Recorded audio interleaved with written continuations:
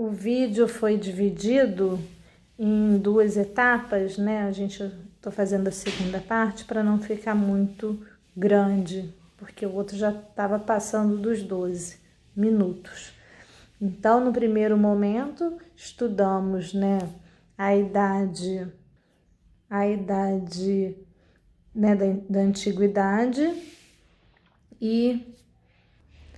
ou seja, a idade antiga, e depois a idade média, né, o período da filosofia nesses dois períodos.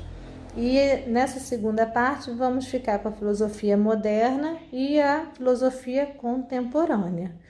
Moderna. A Idade Moderna teve início, né, com a tomada da cidade de Constantinopla pelos turcos em 1453 e teve seu fim com a Revolução Francesa em 1789. Esse período é marcado pelas conquistas científicas, pelos renascimentos culturais após a Idade Média, pelas grandes navegações e, sobretudo, pelas teorias racionalistas, né? O pensamento racional. A filosofia moderna retoma com garra a tradição filosófica grega e interrompida pela Idade Média. Temos, né, o conhecimento utilizando a razão como a principal ferramenta, o homem como sujeito racional do conhecimento, né? Ele torna-se o principal estudo, né? Uma das grandes viradas teóricas ocorre com Galileu, ao conceber a realidade como um sistema racional, matemático e mecânico. A realidade como um sistema causal, rigoroso e racional. Passou a ser analisada e transformada pelo homem. As possibilidades de experimentações, surgimento das tecnologias aparecem como comprovação de que o homem pode dominar a natureza. Nesse momento, ele passa a se colocar como centro do universo. Aí, né, a gente pode ver que é na modernidade também que ocorre uma separação bruta entre a natureza e civilização. Tudo que está relacionado à natureza é minimizado, enquanto tudo que está relacionado à ideia de civilização, civilizado, é exaltado. Por isso que as teorias científicas sobre evolução eram tão aclamadas naquela época, pois acreditava-se que o homem tinha chegado ao auge de sua evolução. A arte também aparece como comprovação da superioridade humana racional, pois a arte conseguia expressar o progresso das civilizações. A economia e a riqueza das nações estavam ligadas a essa reflexão de política, moral, racional. As principais áreas da filosofia sobre as quais os modernos se debruçam foram a filosofia política, a epistemologia, a ética, filosofia da ciência, estética e a lógica. Temos também os principais filósofos dessa época, né, da filosofia moderna. Francis Bacon, Descartes, Galileu, Pascal, Hobbes, Spinoza, Locke, Newton, Hume, Voltaire, Rousseau e Kant. Desculpa se eu falei algum nome errado. Na filosofia contemporânea, né, um momento histórico, a Idade Contemporânea teve início a Revolução Francesa e segue até os dias de hoje, né? Nas pautas filosóficas, vimos anteriormente que a Idade Média colocou todas as suas fichas em uma sociedade melhor e livre. Idade Moderna.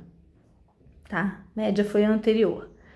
Tendo como base a racionalidade e os avanços científicos e tecnológicos. Esperava-se que, com isso, uma sociedade mais justa e mais feliz fosse o resultado. Hoje, porém, tendo o afastamento histórico necessário, compreendemos que não foi isso que aconteceu. Os filósofos da contemporaneidade também notaram isso. E é basicamente essa reflexão e a contribuição dos filósofos da contemporaneidade. A ideia de progresso e a de evolução foram marcos mais cruéis da história da filosofia da humanidade. Esses ideais foram bases para legitimar o colonialismo, né? Quando um país se apossa, né, de uma área, né, tipo o Brasil, que teve o seu período colonial, servindo a Portugal. Tivemos a escravidão e o imperialismo, né, a escravidão, que foi uma coisa muito ruim, né, o período anterior proporcionou isso, tá? A ideia de que o modo de vida racionalista era o auge da evolução humana e o único capaz de gerir uma sociedade justa e feliz deu aval às sociedades europeias explorarem e dominarem outras culturas e sociedades que viviam de modo diferente. Foi o que aconteceu aqui no país, né, no Brasil, na África, onde viraram colônias de países da Europa. Os seres humanos que viviam nas Américas e na África foram rebaixados e estereotipados como primitivos, selvagens, infantis e imorais, além de serem considerados incapazes de alcançarem sozinhos a racionalidade que os libertaria dessa vida selvagem. Assim, os europeus se achavam muito melhores que a gente, né, que essas nações, esses povos, que se apropriou, né? Esse processo, no entanto, não foi nem um pouco pacífico. Os povos que estavam sendo atacados resistiram muito, mas foram cruelmente massacrados por esses novos visitantes, que inicialmente apresentavam-se como amigos e curiosos. Hoje os filósofos, né, duvidam dessa ideia de progresso e evolução. Será mesmo, né? Será que colonizar, escravidar um outro povo, uma outra cultura é sinônimo de evolução? Né? Vamos parar para pensar.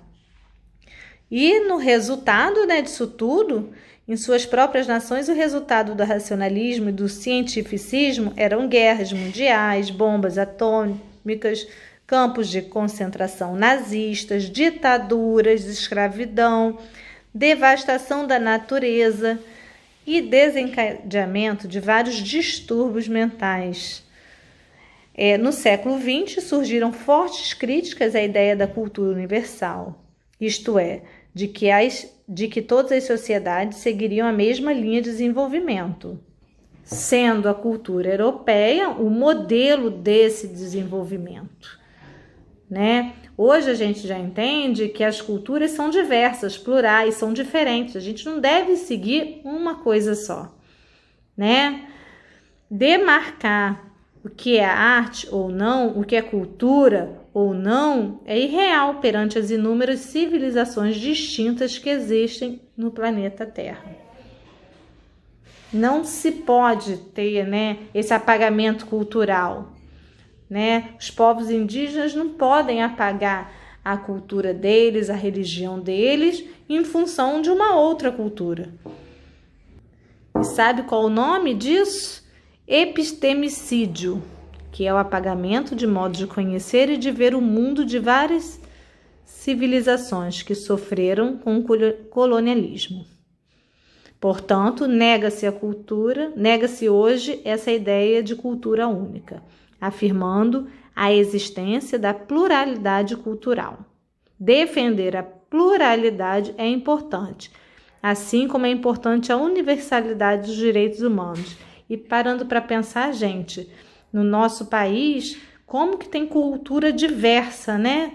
Temos povos que vieram da Europa, temos os nossos indígenas, pessoas que vieram da África, enfim, temos pessoas que vieram do Oriente, assim como chineses, japoneses.